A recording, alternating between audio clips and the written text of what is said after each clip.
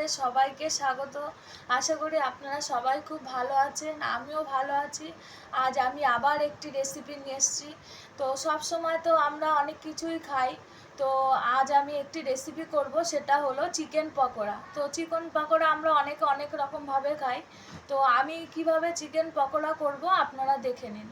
তো আমি চিকেনটা ছোট ছোট করে কেটে টক দই মেখে আমি আধ ঘন্টার মতন ফ্রিজে রেখে দিয়েছিলাম, তাহলে আর কি চিকেনটা নরম হয় ভালো।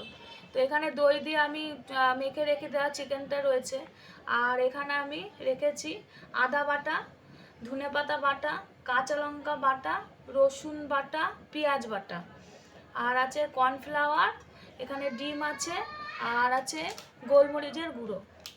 দই মাখা চিকেনগুলো আমি একটা পাত্রতে ঢেলে নেব। এর ভেতরে আমি দেব কর্নফ্লাওয়ার আর দুটো ডিম আমি ফাটিয়ে দেব।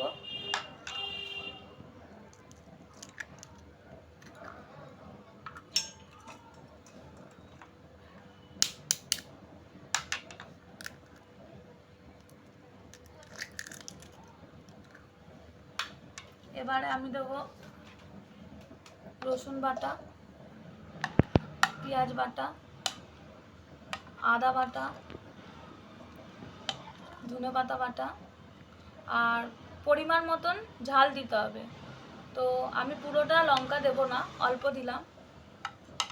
আর দেব গোলমরিচের গুঁড়ো। এবারে দেব নুন,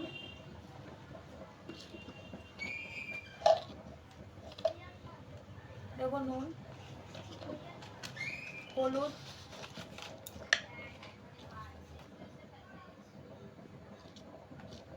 ব্যাস অল্প হলুদ দিতে হবে। এটা দিয়ে আমি এগুলো মেখে নেব। পুরো মাখা কমপ্লিট বসিয়ে দিয়েছি। এবার আমি কড়াইতে সাদা তেল দিয়ে দেবো।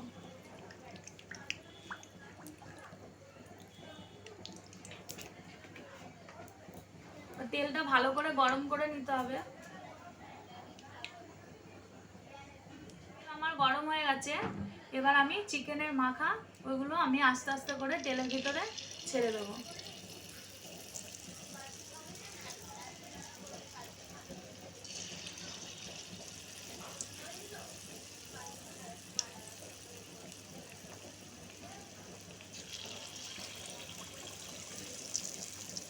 তো পকোড়াগুলো এরকম লাল লাল করে ভেজে নিতে হবে, এপিট উপিট উল্টে উল্টে দিতে হবে।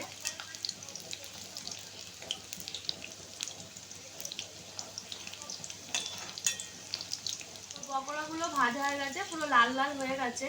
এবার আমি নামিয়ে নেব।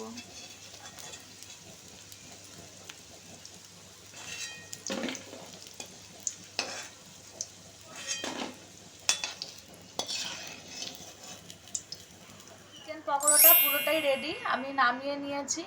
তো এইভাবে ঘরোয়া পদ্ধতিতে আপনারা চিকেন পকোড়া করে খাবেন, অবশ্যই ভালো লাগবে। আর এই পকোড়াটা খুব মচমচে হয় খেতে, আর খেতে দারুণ টেস্ট। তো আজকের ভিডিওটা যদি ভালো লাগে তো অবশ্যই লাইক করুন, কমেন্টস করুন আর শেয়ার করুন।